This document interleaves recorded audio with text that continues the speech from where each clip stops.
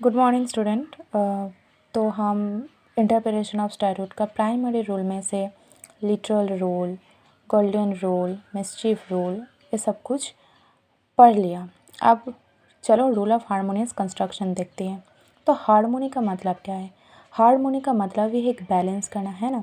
तो dictionary meaning of the word harmony is agreement in opinion. जबकि differences of opinion हो रही है तो एक एग्रीमेंट इन ओपिनियन, एक प्लीजिंग कम्बिनेशन को हार्मोनी कहती है।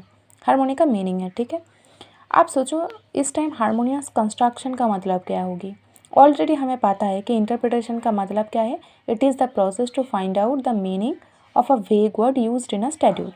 अब हार्मोनियस कंस्ट्रक्शन तब रोल प्ले करती है जबकि वो जो वेग वर्ड है ना, वो वेग वर्ड दो या दो से ज़्यादा कोई मीनिंग बेयर करते हैं।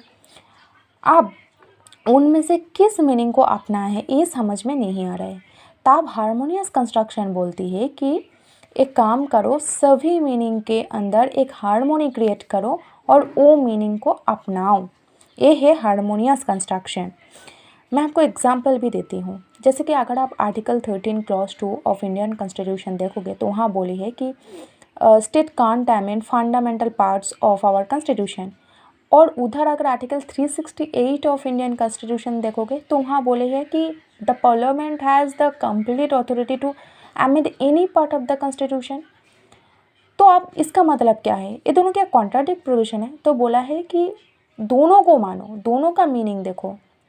तो मीनिंग ऐसा लो कि yes the parliament has complete authority to amend any part of the constitution except the part of fundamental rights.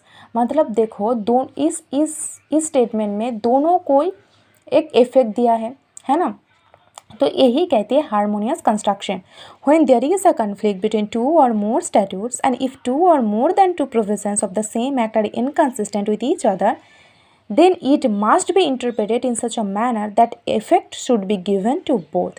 Actually, new India sugar mills LTD versus commissioner of sale tax Bihar में justice Sahu observe किया था कि it is a recognised principle of interpretation of statute that expression should used therein should ordinarily be understood in a sense in which they best harmonize with the object of the statute and which effectuate the object of the legislature. देखो जब कोई legislature law बनाता है ऐसे तो वो लोग mind set लेकर नहीं बनाता कि मैं दो प्रोविज़न बनाऊंगी, दोनों कॉन्ट्राडिक्ट हो गए, नहीं है ना। दोनों प्रोविज़न को बनाने के पीछे कोई ना कोई ऑब्जेक्ट तो ज़रूर रहेगी। तो वो ऑब्जेक्ट समझो और वो दोनों प्रोविज़न का एक हार्मोनी क्रिएट करो, ये बोलती है हार्मोनियस कंस्ट्रक्शन।